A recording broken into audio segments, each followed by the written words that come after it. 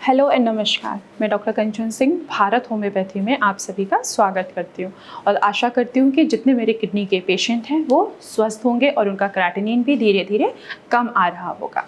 तो चलिए आज के वीडियो स्टार्ट करते हैं। आज के वीडियो उन किडनी पेशेंट के लिए है जिनको समझ में नहीं आता है कि आखिर गर्मियों के मौसम में हम क्या खाएं। गर्मियों के मौसम में फ्रूट्स बहुत अच्छे आने लगते हैं और हर किसी का मन करता है कि गर्मियों के मौसम में जितने भी फ्रूट्स आ रहे हैं मार्केट में उनको हम खा सके।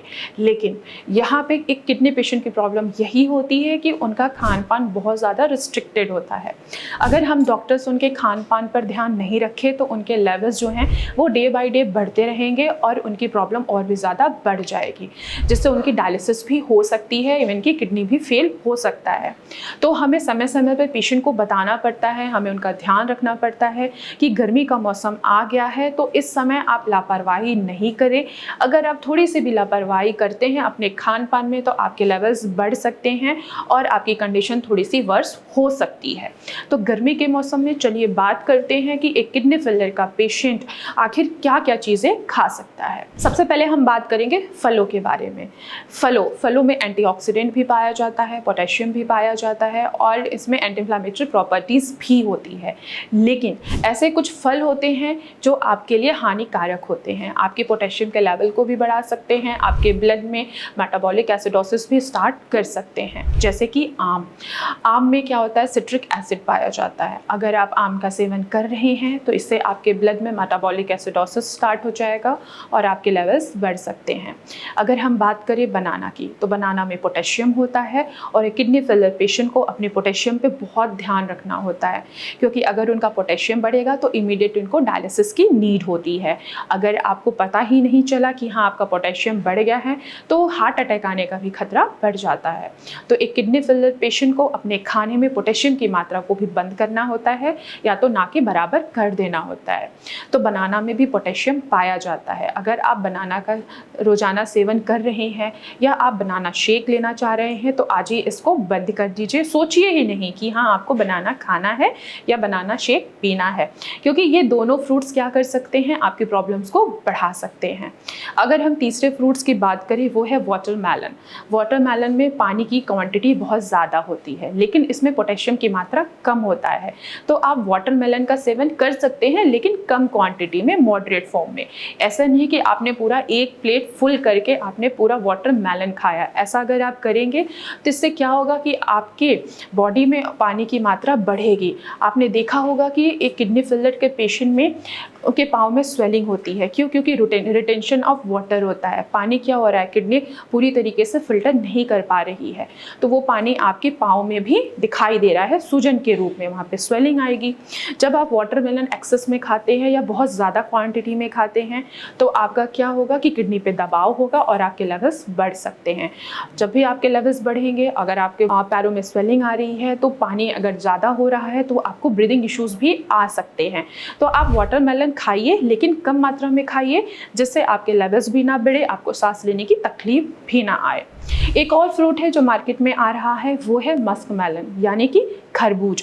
खरबूज जो है इसमें भी पानी की मात्रा तो थोड़ी तो कम होती है लेकिन पोटेशियम की मात्रा ज़्यादा होती है।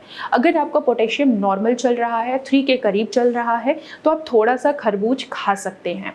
लेकिन अगर यहीं पे आपका पोटेशियम 5 के करीब है या 5.5 भी है तो आप खरबूज खाने का सोचिएगा ही नहीं, क्योंकि अगर आप खरबूज खाएंगे तो वहाँ पे आपका पोटेशियम बढ़ेगा और आपके लेवल्स बढ़ सकते हैं। तो गर्मियों के मौसम में एक किडनी फेलियर का पेशेंट जो है वो एप्पल खा सकता है, पपाया खा सकता है, अमरूद भी खा सकता है, यहाँ तक कि वो जामुन का भी सेवन कर सकते हैं और थोड़ी क्वांटिटी में वो वाटरमेलन भी और मस्कमेलन भी ले सकते हैं लेकिन कम क्वांटिटी में, जिससे उनकी प्रॉब्लम इंक्रीज ना हो। अब हम बात करेंगे वेजिटेबल्स के बारे में। आपको ऐसे वेजिटेबल्स खाने हैं जो ज़मीन के ऊपर उगती हैं और गर्मियों के मौसम में आजकल जो सबसे अच्छा वेजिटेबल आ रहा है वो आ रहा है सफ़ेद पेठा। आप सफ़ेद पेठे का सेवन करके आप अपने क्रेटिनिन को आसानी से कम कर सकते हैं, यूरिया को भी कम कर सकते हैं और बढ़ते हुए बीपी को भी आप कंट्रोल कर सकते हैं।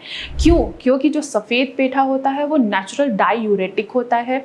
इसमें सोडियम नहीं पाया जाता है, फॉस्फोरस भी नहीं होता है, इनकी पोटेशियम भी नहीं होता है। अगर आप सफ़ेद पेठे का सेवन करते हैं तो आप अपने बढ़ते हुए क्रेटिनिन को आसानी से कम कर सकते हैं।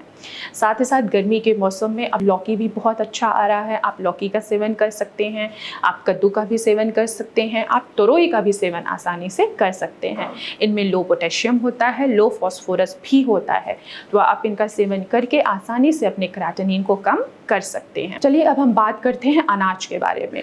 आप अनाज का भी आसानी से सेवन कर सकते हैं, पर कौन से अनाज? जो मोटे अनाज आते हैं, जैसे कि ज्वार हो गया, बाजरा हो गया, आप इनका भी सेवन कर सकते हैं। साथ ही साथ आप गेहूं की बनी हुई रोटी का भी आसानी से सेवन कर सकते हैं। अगर आप डायबिटिक पेशेंट नहीं हैं और शुगर की वजह से आपकी किडनी डैमेज नहीं हुई है, तो आप सफ़ेद चावल भी आसानी से खा सकते हैं। लेकिन सफ़ेद चावल आपको कुकर में ना पका के आपको एक पतीले में पकाना है, जिसमें आप ढेर सारा पानी डालिए, जो उसका स्टार्च है उसको बाहर निकाल दीजिए, तब जाके आप चावल का भी आसानी से सेवन कर सकते हैं।